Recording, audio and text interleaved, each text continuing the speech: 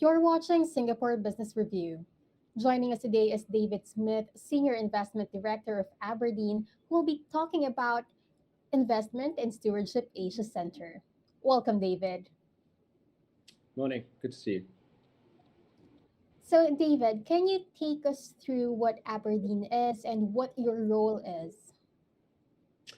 Well, first of all, thank you for having me this morning. As you said, my name is David Smith. I'm a Senior Investment Director on the Equities Desk here at Aberdeen, a large global fund manager. I work with Stewardship Center Asia in working on the stewardship principles in my capacity as a volunteer at CFA Singapore. So I've been involved with the first version of the Singapore Stewardship Principles and also more recently with this second iteration, Stewardship Principles 2.0. So, in your own words, what is investment stewardship? That's a great question. For us, investment stewardship begins with understanding or recognizing that as asset managers, we are stewards of our clients' capital. And that means that we are investing typically for savers who are saving for who are in retirement. And therefore, we need to recognize that as stewards of their capital, we need to begin that process with the capital allocation decision when we're first looking at investing in companies. It needs to percolate all the way through the research and ownership chain for us at Aberdeen, and also with a focus on long-term investing. So not switching in and out of companies, but really doing thorough due diligence, thorough research, investing in companies for the long term, and then continuing to be engaged with companies throughout that ownership journey, engaging with, constructively challenging management, looking to protect and enhance the value of our investments. So really, it's a philosophy, it's a mindset of long-term, patient, constructive ownership rather than short-term trading in and out of companies. So, you mentioned long term effects, and I'm sure that challenges also come with this. To give our viewers an idea, what are the usual challenges that businesses face while transitioning to this practice? I think one of the largest challenges is one of culture and mindset and philosophy, really, because a culture of stewardship, whether you're talking about a corporate or a fund manager, is quite distinct. And so it's not just the processes, it's not just ticking boxes, it's really about rewiring the way that companies or asset managers think about things over the long term. And so I think rather than seeing challenges in terms of structures or resources, it's really that cultural evolution or iteration that I think companies or asset managers find the most challenging, but then the most rewarding once they've made that move. Now, how about the advantages? What are the main advantages of going into investment stewardship? Well, I think one of the main advantages is that you are able to look through and be less preoccupied with short-term volatility in the markets. If you can invest with the long term in mind, with a constructive and supportive approach as a steward of client assets, as a steward of the companies that we're investing in, then that long-term approach, to our mind, pays dividends in terms of being able to move that focus away from volatility around earnings, volatility around margins, for example, and really focusing our attention on looking for and investing in what we believe to be long-term structural winners with sizable tailwinds that are run by good management teams. And so I think the benefit for us, speaking for Aberdeen, is this ability to move away from short-term noise and really focus on the long term as a benefit of stewardship. I think the other point that I would stress, a key part of stewardship for us is really doing quite deep due diligence and research on the companies that we're looking to invest in. So one benefit for us that we found is doing that heightened due diligence, doing that more detailed due diligence and research before we invest has tended to mean that there are fewer surprises at companies and fewer unpleasant shocks at companies after we invest. So two benefits there, one that's process-based and the long-term mindset. The other one really is around reducing risk in a portfolio.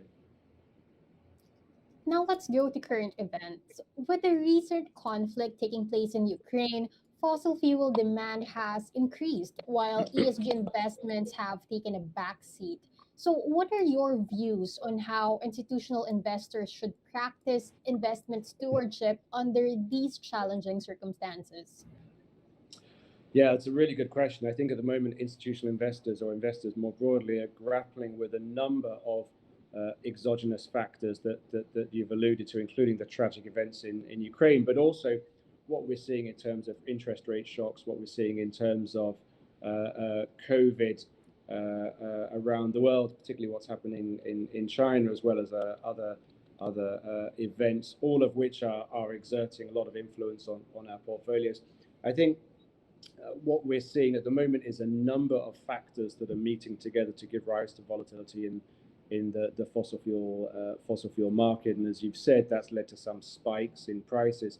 I think if anything, uh, what that has contributed to is a renewed focus on energy independence. And historically, energy independence had meant more fossil fuels.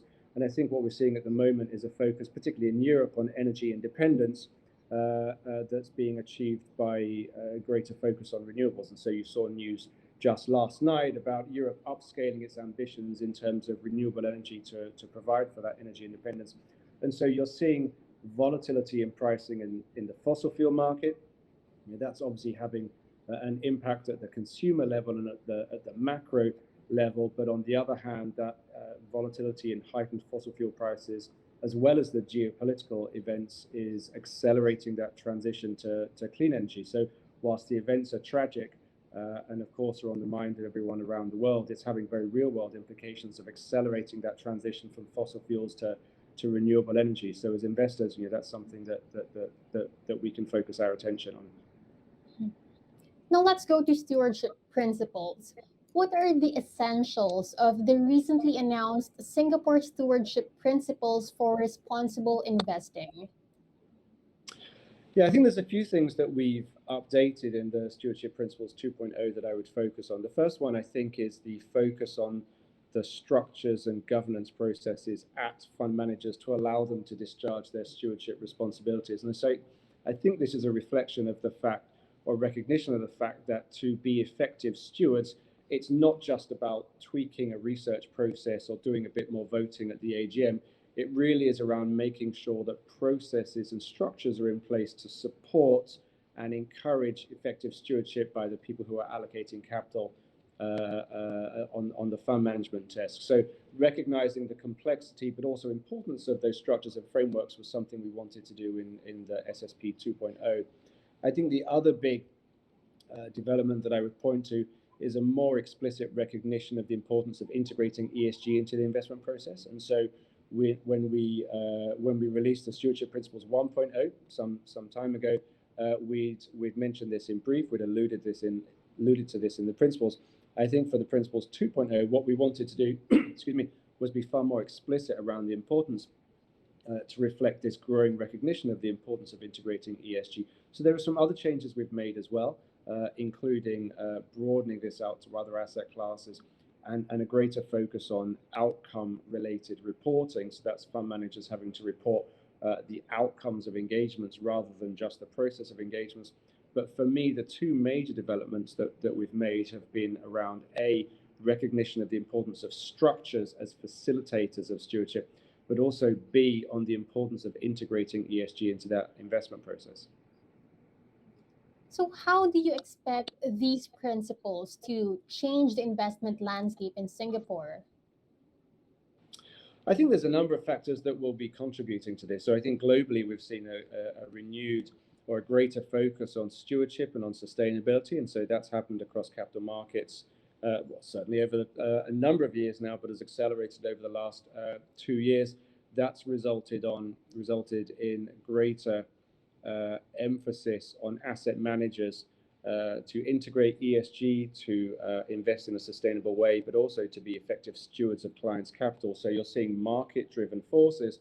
And I think what the SSP provides is a framework for asset managers to be able to look to and say, see this as a roadmap or a blueprint to being effective stewards.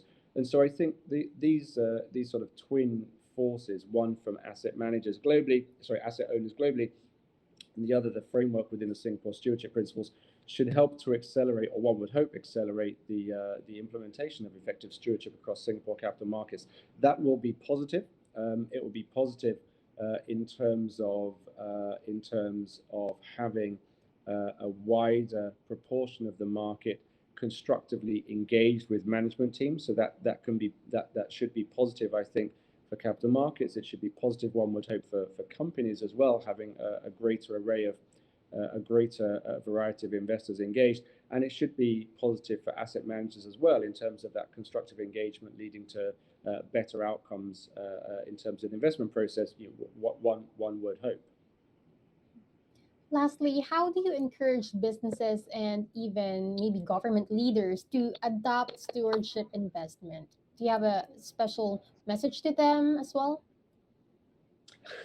Uh, I think what's important is this focus on stewardship is really a focus on building both resilience in a business or an organization, but let's focus on businesses here with the stewardship principles.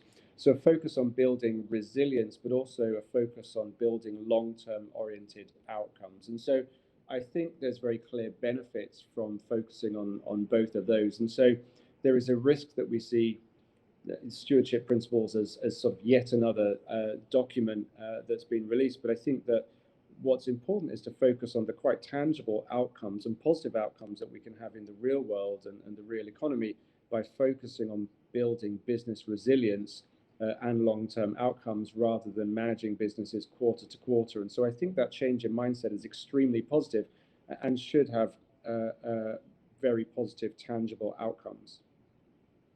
Thank you for your time, David. Thanks for having me. Again, that was David Smith, Senior Investment Director of Aberdeen. For more business news, don't forget to visit sbr.com.sg where you can find articles, interviews, and event updates. This is S. de Malanda reporting for Singapore Business Review.